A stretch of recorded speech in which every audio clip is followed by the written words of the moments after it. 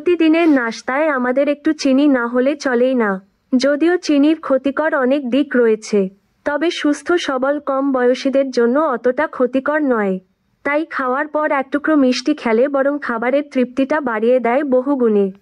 মিষ্টি স্বাদের জন্যই চিনির প্রতি আমাদের এতটা আকর্ষণ। কিন্তু একবারও ভেবে দেখেছেন কি, চিনির স্বাদ মিষ্টি লাগে কেন? চিনির আরেক নাম সুক্রোজ।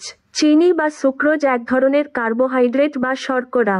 কার্বোহাইড্রেট স্যাকারাইড নামেও পরিচিত।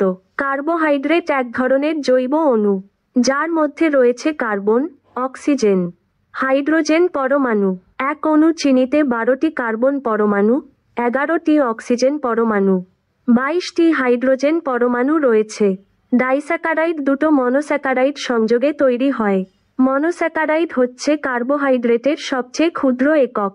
গ্লুকোজ ও ফ্রুক্টোজ হলো মনোস্যাকারাইড। চিনি খাওয়ার জন্য মুখ দিলে জিহ্বার পানিতে চিনি ভেঙে গ্লুকোজ, ফ্রুক্টোজে পরিণত হয়। গ্লুকোজ, ফ্রুক্টোজও এক ধরনের মিষ্টি জাতীয় পদার্থ। তবে চিনি মিষ্টি হওয়ার প্রধান কারণ চিনিতে থাকা হাইড্রক্সিল মূলক। এটি একটি নির্দিষ্ট বিন্যাসে চিনিতে থাকে। আমাদের জিভে রয়েছে 4 ধরনের স্বাদ গ্রাহক কোষ।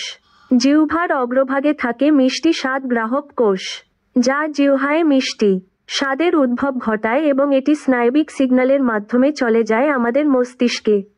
ফলে মিষ্টি স্বাদের অনুভূতি তৈরি হয়। চিনিতে থাকা হাইড্রক্সিল মূলক জিভের অগ্রভাগের এই স্বাদগ্রাহককে উদ্দীপ্ত করে। তাই চিনির স্বাদ মিষ্টি লাগে।